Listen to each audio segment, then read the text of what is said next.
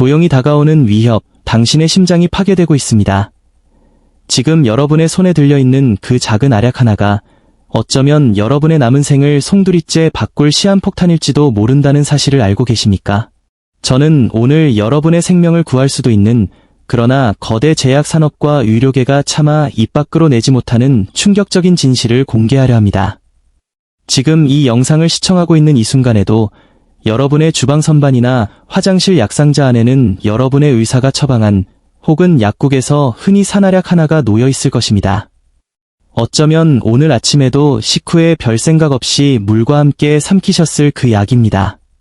수백만 명의 고령자가 매일같이 복용하고 현대의학이 표준치료법이라 부르는 이 평범한 약물이 사실은 여러분의 심장을 조용히, 그리고 아주 치명적으로 파괴하고 있습니다. 여기서 제가 파괴라는 단어를 사용한 것에 주목해 주십시오. 단순히 기능이 조금 떨어지거나 일시적으로 손상되는 수준이 아닙니다. 이 약물은 심장의 근육세포를 죽이고 심장의 구조를 변형시키며 결국에는 돌이킬 수 없는 상태로 심장을 몰아넣습니다. 더 무서운 점은 이 모든 과정이 침묵 속에서 일어난다는 것입니다. 여러분의 심장이 80%, 90% 파괴될 때까지 여러분은 아무런 통증도 이상 징후도 느끼지 못할 것입니다. 그러다 어느 날 갑자기 마트에서 장을 보다가 혹은 손주와 놀아주다가 갑작스럽게 쓰러지게 됩니다. 그리고 그 순간은 이미 손을 쓸 수 없는 마지막 단계일 가능성이 큽니다. 저는 지난 20년 동안 심장예과 전문의로서 수천 개의 심장을 직접 제 손으로 만지고 수술해왔습니다.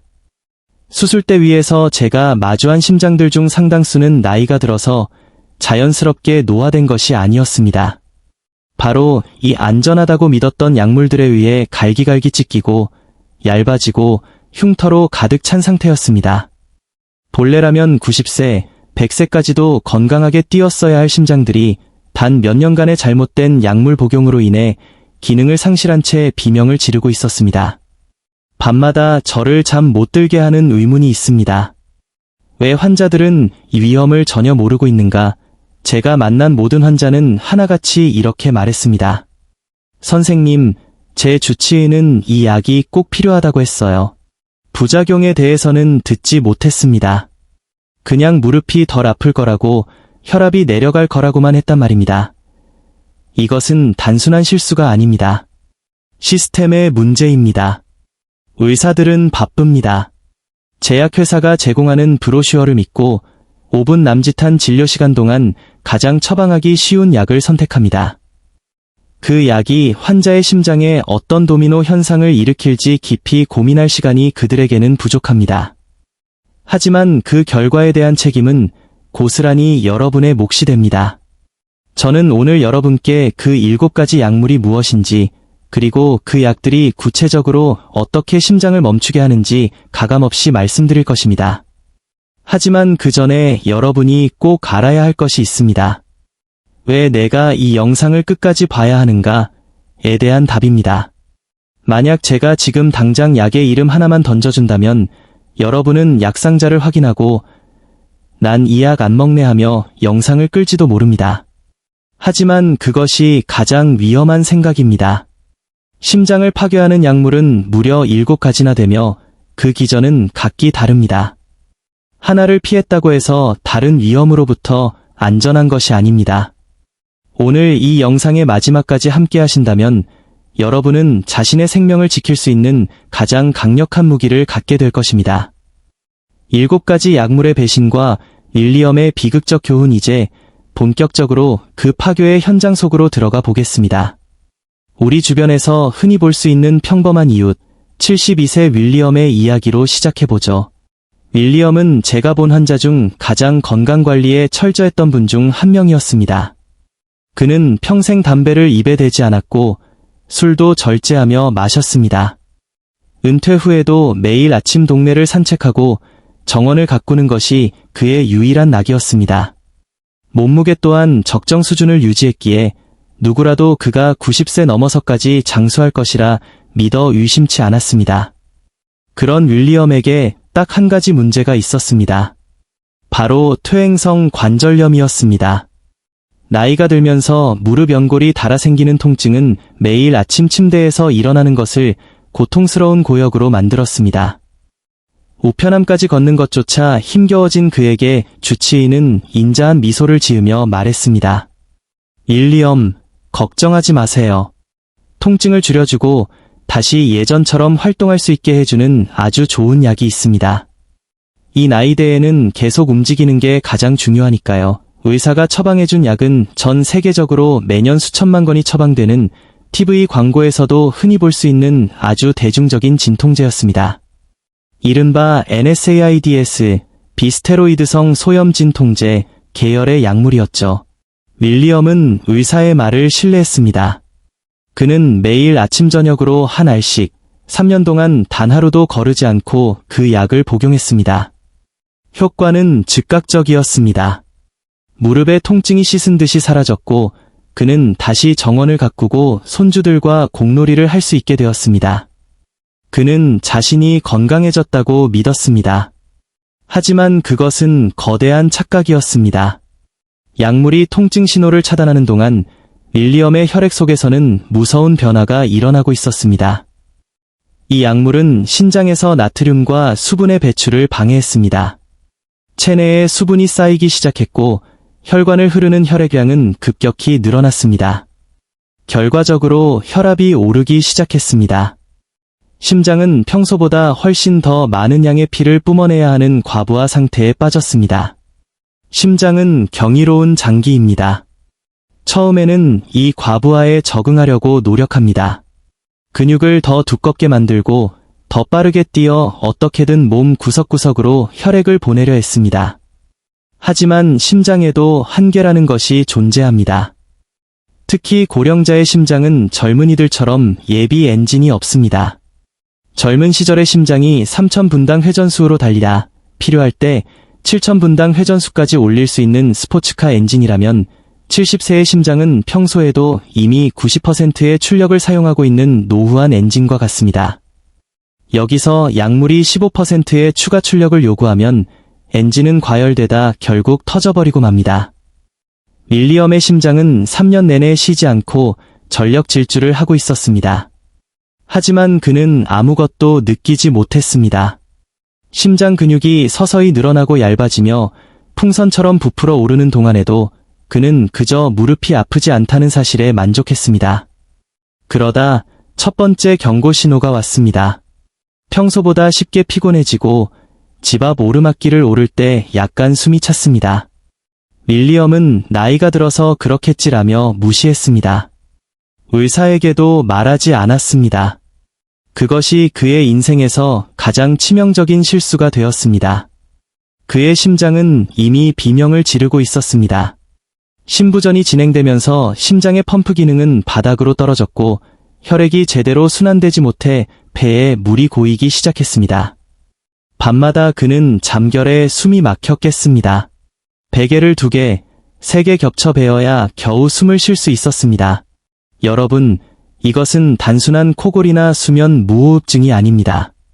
심장이 혈액을 밀어내지 못해 자신의 체액에 폐가 잠기는, 즉 몸 안에서 일어나는 익사 과정이었습니다. 윌리엄은 3년 동안 스스로를 익사시키고 있었던 것입니다. 그가 매일 복용한 그 관절염 약 때문이었습니다. 결국 그날이 왔습니다. 여느 때와 다름없이 차고에서 취미 생활을 하던 윌리엄은 갑작스러운 어지러움과 함께 시야가 좁아지는 것을 느꼈습니다. 도움을 청하려 했지만 목소리가 나오지 않았고 그대로 차가운 바닥에 쓰러졌습니다. 구급차 안에서 측정한 그의 혈압은 형편없었고 산소 포화도는 생존 한계치까지 떨어져 있었습니다. 응급실 의사가 찍은 그의 흉부 엑스레이는 충격적이었습니다. 심장은 원래 크기의 2배 이상 비대해져 있었고 폐는 하얗게 물로 가득 차 있었습니다. 심장 전문의가 윌리엄의 아내에게 물었습니다. 남편분이 무슨 약을 드셨나요? 아내가 관절염 약 이름을 말하자 의사는 깊은 한숨을 내쉬며 고개를 저었습니다. 이 약은 심부전 환자에게 절대 처방해서는 안 되는 약입니다. 건강했던 분이라도 3년이나 드셨다면 심장이 버틸 수가 없습니다. 윌리엄 씨의 심장은 이제 완전히 파괴되었습니다. 그 한마디에 윌리엄의 인생은 끝났습니다. 그는 이제 계단 하나도 혼자 오르지 못하고 손주를 안아줄 기력조차 없는 중증 장애인이 되었습니다. 가장 비극적인 사실이 무엇인지 아십니까? 그의 무릎 통증은 약 없이도 혹은 심장에 전혀 무리가 없는 아주 안전한 다른 치료법들로 충분히 다스릴 수 있었다는 것입니다. 하지만 시스템은 그에게 가장 빠르고 가장 흔하며 가장 위험한 길을 안내했습니다. 이것이 제가 오늘 여러분께 이야기를 전하는 이유입니다. 윌리엄의 비극이 여러분의 비극이 되지 않도록 말입니다. 보이지 않는 암살자, 심장이 스스로를 갉아먹는 과정 윌리엄의 사례에서 보았듯이 약물이 심장에 가하는 충격은 하루아침에 나타나지 않습니다. 이것은 아주 정교하게 설계된 암살 작전과 같습니다. 여러분의 심장이 정상이라는 착각을 유지하게 만들면서 내부에서는 기초부터 무너뜨리는 방식이죠. 우리 몸의 심장은 놀라운 회복력과 적응력을 가진 장기입니다.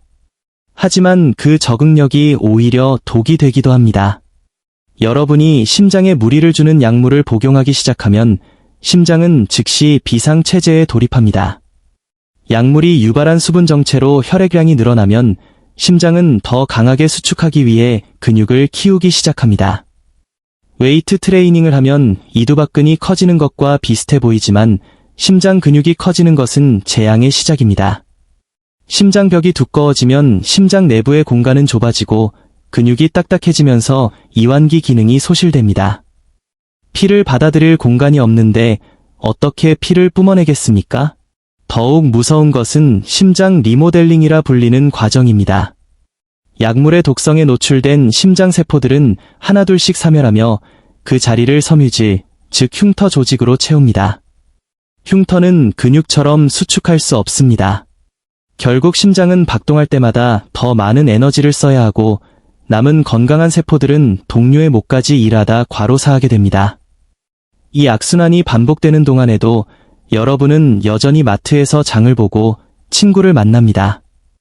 여러분의 뇌는 조금 피곤하네라고 속삭이지만 사실 여러분의 심장은 이미 침몰하는 배에서 필사적으로 물을 퍼내고 있는 선원과 같습니다. 여러분이 고령자라면 상황은 훨씬 심각합니다. 나이가 들면 심장세포 내의 미토콘드리아 효율이 떨어집니다. 젊은 시절에는 약물의 독성을 해독하고 세포를 수선할 에너지가 충분했지만 70세의 세포는 그럴 여력이 없습니다. 약물 한 알이 들어올 때마다 심장세포 수만 개가 속수무책으로 죽어나가는 것입니다. 그런데도 의사들은 수치상의 혈압이 안정적이라는 이유로 통증이 줄어들었다는 이유로 약이 아주 잘 듣고 있네요 라고 말합니다. 그들이 보고 있는 것은 모니터 속의 숫자이지 여러분 가슴 속에서 비명을 지르며 죽어가는 심장세포가 아닙니다. 저는 수술실에서 이런 심장들을 수없이 보았습니다. 건강한 심장은 선홍빛을 띠며 탄력 있게 박동하지만 이 약물들에 의해 파괴된 심장은 창백하고 흐물거리고 마치 오래된 고무줄처럼 축 늘어져 있습니다. 그런 심장을 손에 쥐고 있으면 느껴집니다. 이 환자가 얼마나 오랫동안 조용한 파괴를 견뎌왔는지 그리고 얼마나 무책임한 처방이 이 소중한 장기를 이 지경으로 만들었는지 말입니다. 시스템의 배신과 6천만 명의 인질 이제 우리는 더 근본적인 질문을 던져야 합니다. 왜 윌리엄 같은 사례가 전 세계적으로 매일 수천 건씩 발생하는 것일까요? 왜 현대의학은 이 명백한 위험을 방치하고 있는 것일까요? 그 답은 우리가 믿고 의지하는 의료 시스템의 거대한 구조적 모순에 있습니다. 현재 미국에서만 6천만 명 이상의 사람들이 심장을 파괴할 가능성이 있는 약물을 매일 복용하고 있습니다. 이들은 현대의학이 잡아둔 인질과 다름없습니다. 제약회사는 약을 출시하기 전 수천 명을 대상으로 임상시험을 거친다고 강조합니다. 하지만 그 이면을 들여다보면 기가 막힌 사실이 숨겨져 있습니다. 임상시험 대상자의 대부분은 40대에서 50대의 비교적 건강한 성인들입니다. 다른 질환도 없고 다른 약을 복용하지도 않는 깨끗한 실험체들이죠. 하지만 실제 현장에서 이 약을 처방받는 사람들은 누구입니까? 70대, 80대 고령자들입니다. 이들은 이미 고혈압, 당뇨, 관절염 등 여러 질환을 앓고 있고 이미 대여섯 가지의 다른 약을 먹고 있습니다. 50대에게는 안전했던 약물이 간과 신장 기능이 떨어진 70대에게는 치명적인 독약으로 변할 수 있다는 사실은 임상 데이터에 포함되지 않습니다.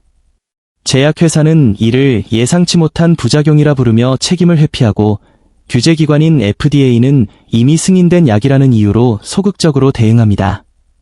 의사들의 교육 시스템도 문제입니다. 의대에서는 질병마다 가이드라인에 따른 처방을 배웁니다. 무릎이 아프면 A라는 약을 주고 혈압이 높으면 B라는 약을 주는 식입니다. 문제는 환자를 전체적으로 보지 않는다는 것입니다. 정형외과 의사는 무릎 통증만 잡으면 임무가 끝났다고 생각합니다. 그 약이 심장내과 환자의 신부전을 악화시킬 수 있다는 사실은 그의 관심 밖입니다. 환자는 여러 과를 돌며 약을 한 움큼씩 받아오지만 그 약물들이 서로 충돌하며 심장을 갉아먹는 것을 모니터링하는 사람은 아무도 없습니다. 윌리엄이 처방받은 그 약물은 드러그 컴퍼니, 즉 제약회사의 엄청난 마케팅 비용이 투입된 제품이었습니다. 잡지, TV 광고, 그리고 의사들에게 제공되는 수많은 인센티브를 통해 가장 효과적이고 안전한 혁신적 치료제로 포장되었습니다. 하지만 그 포장지 속에는 신부전 위험이라는 작은 글씨의 경고문이 숨겨져 있었고 바쁜 의사들은 그 글씨를 읽는 대신 제약사 영업사원의 화려한 프레젠테이션을 믿었습니다. 이것은 단순한 의학적 과실이 아니라 윤리적 파산입니다. 환자의 삶의 질을 높인다는 명목하에 환자의 수명을 단축시키는 약을 주는 행위가 합법이라는 이름으로 자행되고 있습니다. 여러분이 복용하는 그 약이 여러분을 낫게 하는 것이 아니라 여러분을 영원히 병원에 의존하게 만드는 수익 모델로 만들고 있는 것은 아닌지 의심해 보셔야 합니다. 윌리엄의 아내가 응급실 복도에서 오열하며 외쳤던 그 말, 왜 아무도 우리에게 말해주지 않았나요? 라는 질문에 현대의학은 침묵으로 일관합니다. 그 침묵은 지금도 계속되고 있으며 여러분 또한 그 침묵의 희생자가 될 수 있습니다. 여러분의 주치의가 이 약은 안전합니다 라고 말할 때 그것은 이 약은 52세 건강한 남성에게 진행된 8주간의 실험에서 안전했습니다. 라는 뜻임을 명심하십시오. 72세의 당신에게도 안전할지는 아무도 보장하지 않습니다. 도로시의 비극, 세포의 질식과 조용한 심장의 괴사의 제68세 도로시의 사례를 통해 우리가 매일 먹는 가장 흔한 약물이 어떻게 심장 근육을 직접적으로 사살하는지 살펴보겠습니다. 도로시는 우리 주변에서 흔히 볼 수 있는 평범한 할머니였습니다. 그녀의 건강 문제는 단 하나, 혈압 수치가 142, 88 정도로 약간 높다는 것이었습니다. 사실 이 정도 수치는 식단 조절과 걷기 운동만으로도 충분히 관리가 가능했습니다. 하지만 현대의학의 가이드라인은 즉각적인 약물 처방을 권고했고 의사는 그녀에게 가장 대중적인 별표 칼슘 채널 차단제 별표를 처방했습니다. 도로시는 모범적인 환자였습니다. 4년 동안 단 하루도 거르지 않고 아침마다 혈압약을 복용했습니다. 혈압계 숫자는 120, 70이라는 완벽한 수치를 기록했고 의사는 도로시 씨, 아주 관리가 잘 되고 있네요. 계속 드세요 라고 칭찬했습니다. 하지만 이 완벽한 숫자 뒤에는 끔찍한 대가가 따르고 있었습니다. 칼슘은 심장 근육이 수축하는데 반드시 필요한 불꽃과 같습니다. 도로시가 먹은 약은 혈관을 확장하기 위해 이 칼슘의 통로를 막아버립니다. 문제는 이 약이 혈관만 선택적으로 막는 것이 아니라 심장 근육 세포 내의 칼슘 통로까지 차단한다는 점입니다. 4년이라는 시간 동안 도로시의 심장 근육은 약물에 의해 강제로 약하게 뛰도록 강요받았습니다. 이것은 마치 엔진의 출력을 강제로 낮춰서 가동하는 것과 같습니다. 처음 몇 달간은 심장이 버팁니다. 하지만 시간이 흐르면서 에너지를 생성하지 못하고 제대로 수축하지 못하는 심장 세포들이 하나둘씩 질식하기 시작합니다. 세포 내 미토콘드리아가 기능을 멈추고 세포는 서서히 사멸, 에퍼토시스 합니다. 심장 세포는 재생되지 않습니다. 죽은 세포의 자리는 딱딱하고 쓸모없는 섬유질 흉터가 대신 채우게 됩니다. 도로시는 평소보다 쉽게 지쳤습니다. 예전에는 동네 한 바퀴를 거뜬히 돌았지만 이제는 반 바퀴도 못 가서 숨이 찼습니다. 계단을 오를 때 다리가 무거워지고 가슴이 두근거렸습니다. 그녀는 의사에게 이 피로감을 호소했지만 의사는 혈액검사와 갑상선 수치가 정상이라며 나이가 들어서 그런 것이니 운동량을 늘리라는 조언만 했습니다. 이것이 가장 잔인한 부분입니다. 의사의 권고대로 도로시는 억지로 운동을 시작했습니다. 하지만 그녀의 심장은 이미 상당 부분이 흉터 조직으로 변해 박동할 힘을 잃은 상태였습니다. 운동은 가뜩이나 약해진 심장에 치명적인 타격을 입혔습니다. 어느 날 마트에서 물건을 집던 도로시는 심장이 미친 듯이 요동치는 것을 느꼈습니다. 심실빈맥이 발생한 것입니다. 그녀의 심장 근육은 너무 얇아져 풍선처럼 늘어나 있었고 더 이상 혈액을 뇌로 보낼 수 없었습니다. 응급실에서 확인된 그녀의 심박출률은 30%였습니다. 심장의 절반 이상이 죽어버린 상태였습니다. 심장 전문의가 4년 동안 복용한 혈압약이 원인일 수 있다고 말했을 때 도로시와 그녀의 딸은 충격에 휩싸였습니다. 혈압을 낮추려고 먹은 약이 심장을 죽였다니요. 네, 그것이 칼슘 채널 차단제에 숨겨진 이면입니다. 특히 고령자들에게 이 약물은 심근병증, 카어디오마이아퍼시를 유발하는 독이 될 수 있습니다. 도로시는 이제 남은 생을 심장 이식 대기 명단에 올리지도 못한 채 앉아서 숨을 쉬는 것조차 힘겨운 상태로 살아가고 있습니다.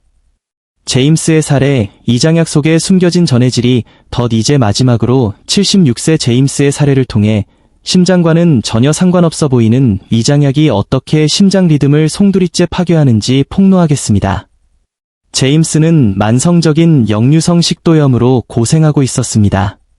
밤마다 가슴이 타는 듯한 통증에 잠을 설쳤고 의사는 아주 효과적인 약이 있다며 별표 양성자 펌프 억제제 PPI 별표를 처방했습니다.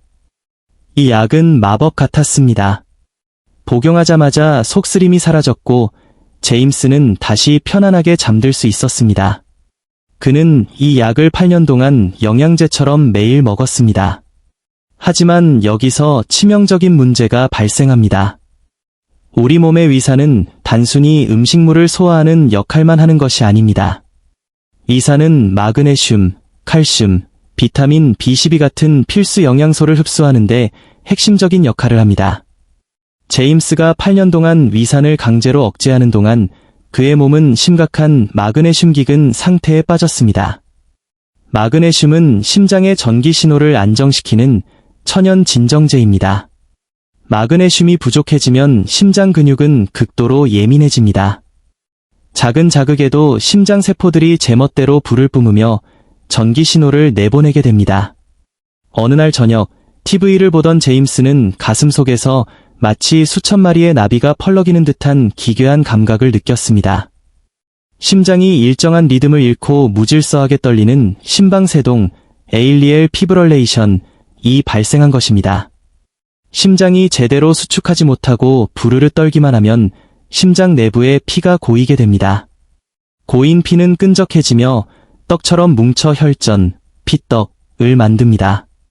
이 혈전이 떨어져 나가 뇌혈관을 막으면 그것이 바로 뇌졸중입니다. 제임스는 응급실로 실려갔고 혈액 검사 결과 마그네슘 수치가 생명이 위험한 수준인 1.2mg/dl까지 떨어져 있었습니다. 의사들은 마그네슘을 수액으로 주입했지만 이미 8년 동안 리듬이 깨진 심장은 원래대로 돌아오지 않았습니다. 심방세동은 전기적 리모델링을 일으키기 때문입니다. 즉, 심장이 불규칙하게 뛰는 습관을 가져버린 것입니다. 제임스는 이제 평생 심장 리듬 조절제와 강력한 혈액 희석제를 복용해야 합니다. 혈액 희석제 때문에 작은 상처에도 피가 멈추지 않고 뇌출혈의 위험을 늘 안고 살아야 합니다. 단지 속쓰림을 고치려 했던 선택이 그의 삶을 송두리째 파괴한 것입니다. 더욱 화가 나는 점은 제임스의 식도염은 약 없이도 식습관 교정과 머리 쪽 베개를 높이는 것만으로도 충분히 조절 가능했다는 사실입니다. 게다가 PPI 약물은 4주에서 8주 정도 단기 복용하도록 허가된 약입니다. 하지만 제임스의 의사는 8년 동안 단 한 번도 마그네슘 수치를 체크하지 않았고 약을 끊으라는 권고도 하지 않았습니다. 이것은 명백한 의료적 방치입니다. 제임스는 속 쓰린 것보다 숨차고 뇌졸중 걱정하며 사는 게 100배는 더 고통스럽다며 눈물을 흘렸습니다. 여러분, 지금 여러분이 먹고 있는 약 중에 이 보호제나 속 쓰림 약이 있습니까? 그것을 몇 달, 몇 년째 먹고 있지는 않나요? 만약 그렇다면 여러분의 심장 리듬은 지금 이 순간에도 마그네슘 부족으로 인해 벼랑 끝에 서 있을지 모릅니다. 심장을 파괴하는 7가지 암살자, 그 실명을 공개합니다. 이제 여러분이 가장 기다리셨던, 그리고 가장 두려워하셨던 순간입니다. 우리 부모님의 약상자에 혹은 여러분의 식탁 위에 놓인 그 약들의 실명을 하나씩 밝히겠습니다. 이 리스트는 단순히 제 개인적인 견해가 아닙니다. 수많은 임상 사례와 의학 저널, 그리고 뒤늦게 추가된 FDA의 경고 문구들을 집대성한 결과입니다. 첫째, NSAIDs, 비스테로이드성 소염 진통제입니다. 이부프로펜, 에드빌, 브루펜, 나프록센, 알레브, 디클로페낙, 멜록시캄 같은 약들입니다. 윌리엄을 파괴했던 바로 그 약물이죠. 이 약들은 신장의 혈류를 차단하여 나트륨과 수분을 강제로 몸에 가둡니다. 고령자가 이 약을 복용하면 신부전으로 응급실에 실려갈 확률이 2배 이상 높아집니다. 무릎이 아파서 먹었을 뿐인데 라는 변명은 심장 앞에서는 통하지 않습니다. 대안으로는 아세트아미노펜, 타이레놀을 최소량 사용하거나 바르는 소염 진통제 혹은 물리치료와 체중 감량을 고려해야 합니다. 둘째, 특정 칼슘 채널 차단제인 딜티아젬과 베라파밀입니다. 도로시의 심장세포를 질식시켰던 주범입니다. 이 약들은 심장의 수축력을 직접적으로 떨어뜨립니다. 이미 심장 기능이 저하된 고령자에게 이 약을 처방하는 것은 불타는 집에 기름을 붓는 격입니다. 다리 부종이 생기거나 숨이 차기 시작한다면 즉시 의심해봐야 합니다. 대안으로는 ACE 억제제나 ARB 계열의 혈압약이 훨씬 안전하며 심지어 심장을 보호하는 효과도 있습니다. 셋째, PPI, 양성자 펌프 억제제, 위장약입니다. 오메프라졸, 판토프라졸, 에소메프라졸, 넥슘 등입니다. 제임스의 심장 리듬을 앗아간 약이죠. 8주 이상 복용하면 마그네슘 수치가 급락하며 치명적인 부정맥을 유발합니다. 속쓰림은 식단 교정과 H2 차단제, 파모티딘 등로 충분히 관리할 수 있습니다. 위장약을 1년 넘게 드시고 계신다면 여러분은 지금 심방세동이라는 시한폭탄을 안고 사는 것과 같습니다. 넷째, 티아졸리딘디온계 당뇨약, 피오글리타존 등입니다. 이 약들은 혈당은 기막히게 낮추지만 부작용으로 심각한 수분 정체를 유발합니다. 이미 심장병이 있는 환자에게는 금기에 가까운 약임에도 불구하고 여전히 처방되고 있습니다.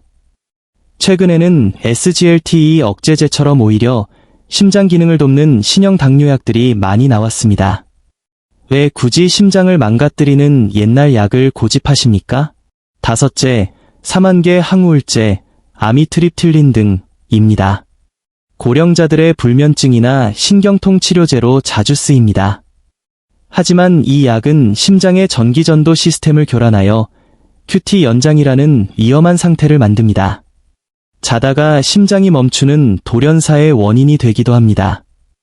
SSRI 계열의 현대적인 항우울제가 훨씬 안전한 대안이 될 수 있습니다. 여섯째, 드로네다론입니다.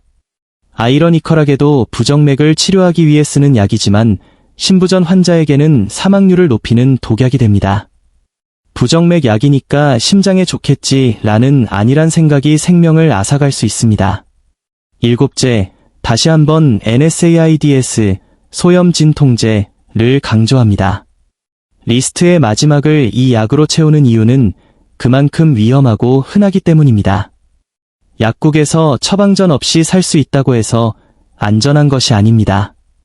여러분의 신장과 심장은 이 약 한 알에 비명을 지르고 있습니다.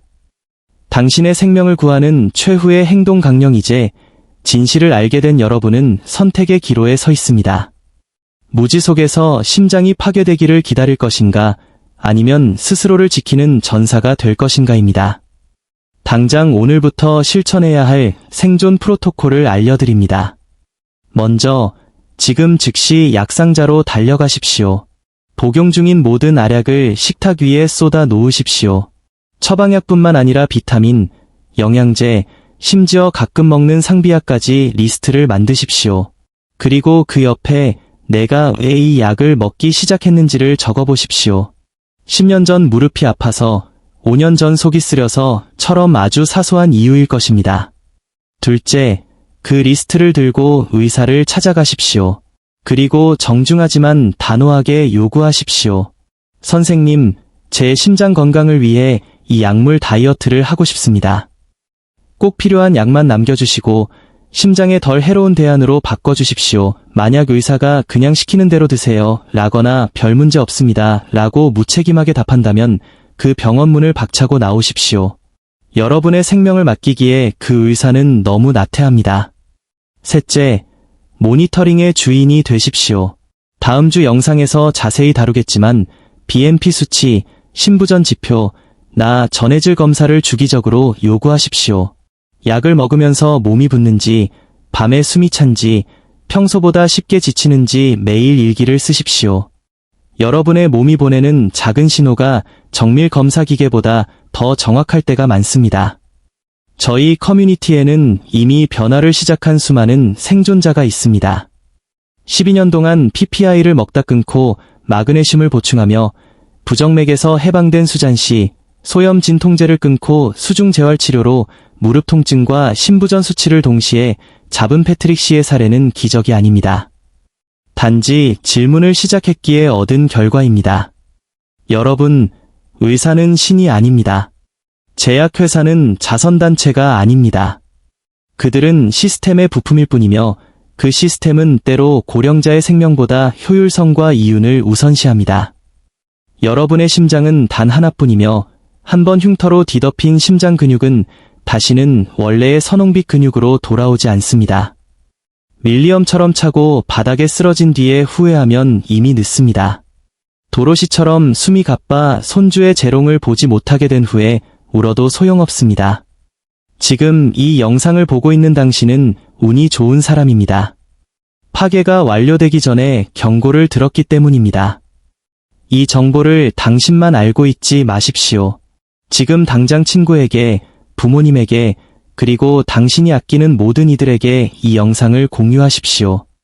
여러분의 공유 클릭 한 번이 누군가에게는 내일 아침의 숨가쁨을 멈추게 하는 구원이 될 수 있습니다. 여러분의 심장은 오늘도 여러분을 살리기 위해 10만 번을 박동하고 있습니다. 그 고마운 심장에게 독약을 주는 일을 이제는 멈추십시오. 스스로를 변호하십시오. 질문하십시오. 그리고 건강을 되찾으십시오.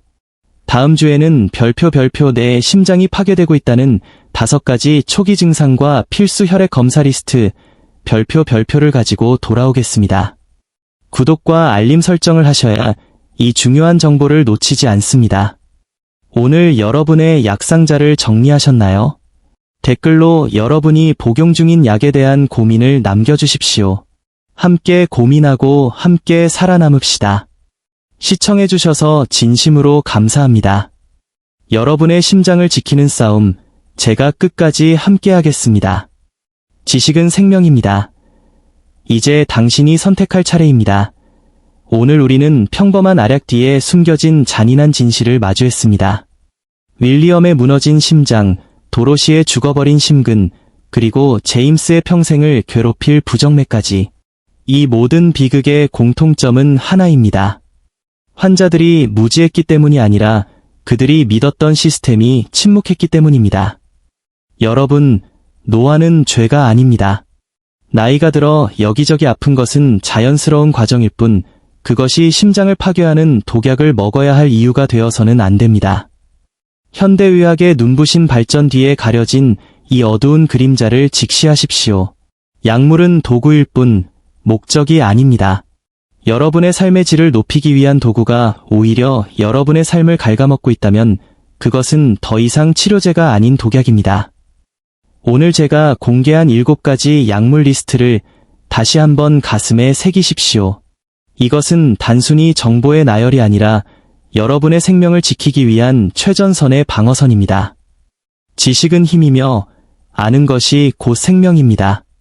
여러분이 스스로 질문하기 시작할 때 비로소 의료 시스템은 여러분을 환자가 아닌 인간으로 대우하기 시작할 것입니다. 우리 함께 심장을 지킵시다. 영상을 끝내기 전에 저는 여러분과 한 가지 약속을 하고 싶습니다. 오늘 이 영상을 본 후 여러분의 약상자를 반드시 확인하겠다고 말입니다. 그리고 혼자 고민하지 마십시오. 아래 댓글창에 여러분의 경험이나 궁금한 점을 남겨주십시오. 어떤 약을 드시고 계시는지, 약을 드신 후 몸에 어떤 변화가 있었는지 적어주시면 저희 커뮤니티와 제가 함께 고민하고 답을 찾아가겠습니다.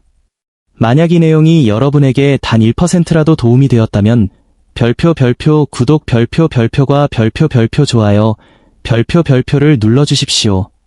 여러분의 작은 지지가 더 많은 고령자에게 위험을 알리는 강력한 파동이 됩니다. 특히 주변의 소중한 분들, 약을 한 움큼씩 드시고 계시는 부모님이나 친구들에게 이 영상을 꼭 별표 공유 별표 해주십시오. 여러분의 공유 버튼 한 번이 누군가에게는 내일 아침에 평온한 숨결을 선물하는 기적이 될 수 있습니다. 다음 주에는 더 구체적인 해결책, 즉 별표 심장 손상을 되돌리는 영양요법과 의사에게 당당하게 요구해야 할 정밀 검사 항목 별표에 대해 심도 있게 다루겠습니다. 여러분의 소중한 심장이 다시 건강하게 뛸 수 있는 그날까지 저 제머나이가 끝까지 함께하겠습니다. 오늘도 여러분의 소중한 심장을 잘 보살펴 주십시오. 시청해 주셔서 감사합니다. 다음 영상에서 뵙겠습니다.